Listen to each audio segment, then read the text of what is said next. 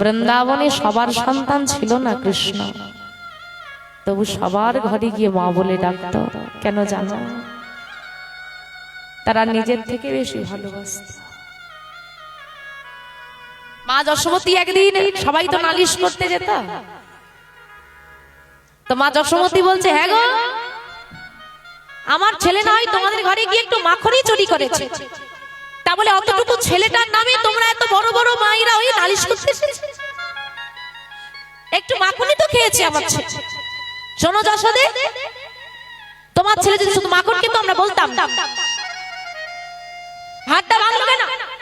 বলি কড়ি লাগে না কিন্তু রাগাবে না? রোজ যদি একটা করে ভাড় ভেঙে দেয়।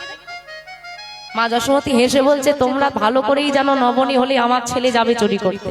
জানো, তা ভাতটা ভাঙে কেন? উঁচুতে তুলে দাও কেন? নিচে রাখতে পারো না? খেয়ে চলে আসবে, ভাঙবে ঠিক না? জানো তো যাবে, তা উপরে হলে ভাতটা ভেঙে খায়, ওপর থেকে পড়লে তা নিচে রেখে দেবে, খাওয়া দাওয়া করে চলে আসবে, ভাঙবে না। বলে, ওগো যশোদে, তুমি তো গোপালের মা, সকাল হলে বদনটা দেখতে পাও, রাতে ঘুমোতে যাওয়ার আগে ছেলেটাকে বুকে জড়িয়ে ধরো, আমরা তো পাই।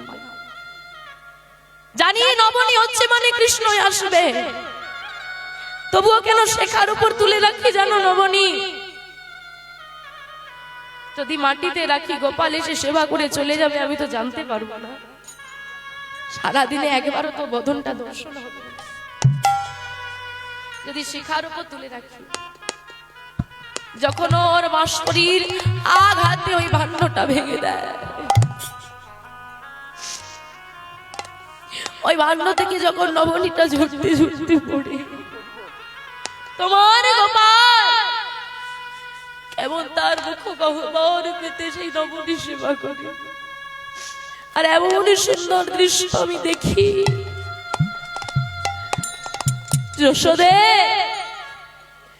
তুমি কি করে বুঝবে? আমরা সারা রাত অপেক্ষা করি, ভোর হলে নবনীটা শেখাই তুলতে হবে, তবে গোপাল আসবে। তাহলে বলি, নালিশ করতে আসো কেন? ইচ্ছে করেই তো করেছে। নালিশ কেন করি জানো?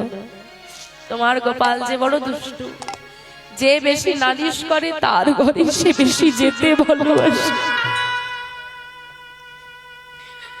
যে তাকে বেশি শাসনে করে ভগবান তার ঘরে বেশি। আর মা, শাসন কারা করতে পারে গো? যারা ভালোবাসে।